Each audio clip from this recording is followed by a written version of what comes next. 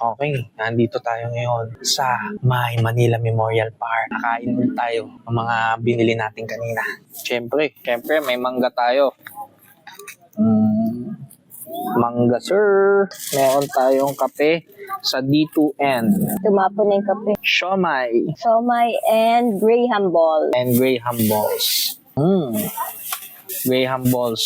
Check natin kung masarap. Ito yun.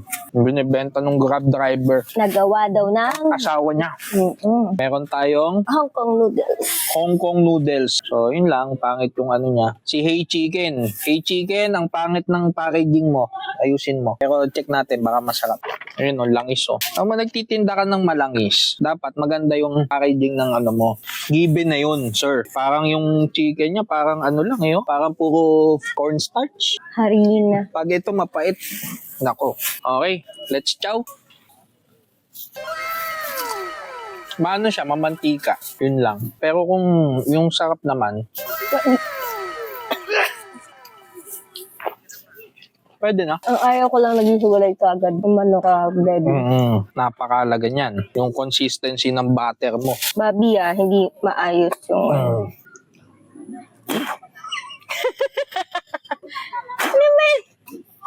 Thank you. Mukhang nakachamba ka. Ay, tumulo. Anong gusto mo? Alam kong matagal mo na ang gusto. Ano yun?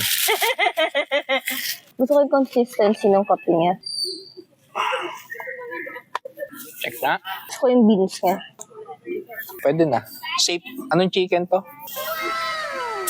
Babi! Babi! Ayan, nagkalat ka na. Ang dami oh. Pwede na. Yung chicken. Ano ba? Akin to, di ba? Oo. Yung siomai. Uy. Magaling kang lumasa.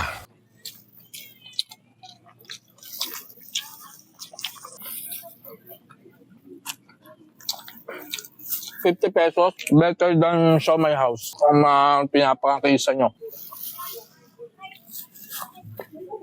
Top. Hong Kong siomai. Hong Kong noodle with siomai. Chicken siomai. Hindi ko nahaluin to Chicken siomai. Sabang. Hindi mo hinalo eh. Huwag mo akong patawanin. Pwede na, yung siomai na to. Diba? Kaya lang, ang nag-iisang negative feedback ko dyan, parang sa texture niya, ang dami niyang taba. Diba giniling yan? Parang malalaki yung taba niya. Yun lang naman. Pero other than that, masarap siya. 4/5. Talaga 50. Kutya, siomai house o ito ako. O kaya master siomai, tsaka ito ako. Malaki kasi siya. Oo, malaki siya. Tapos, mas masarap siya for me. Ito naman, Hong Kong noodles. Mataba nga. Diba? Hindi kasi maraming nilagay kung... Ibig sabihin, sanay kasi ako doon sa sauce na isang pump mo lang, ano na siya, malapot na yung flavor. Ito, parang puro tubig.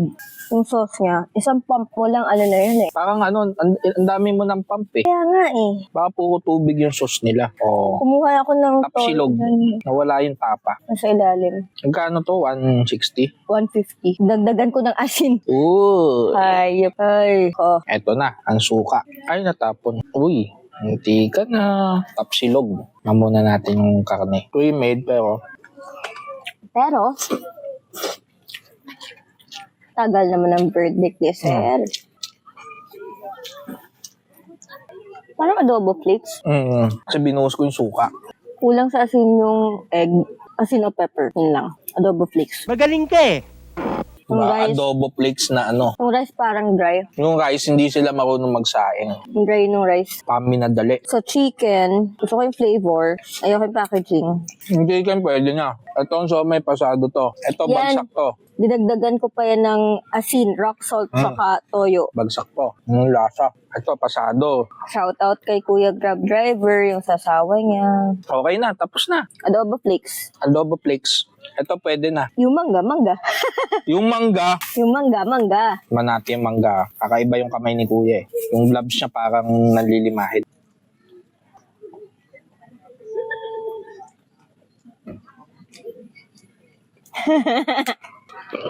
Hindi talaga kaya. Sabi ko kasi yung pinakamaasim eh. Yan ako sa mangga. Sabi ko kasi yung pinakamaasim.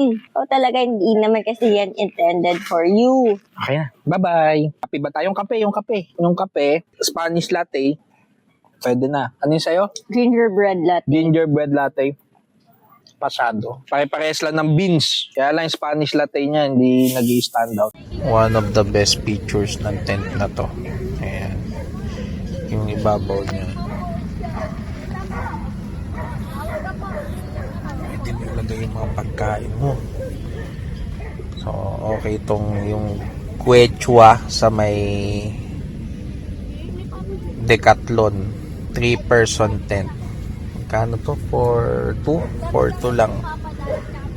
Bye-bye. See you next review. Next year ulit.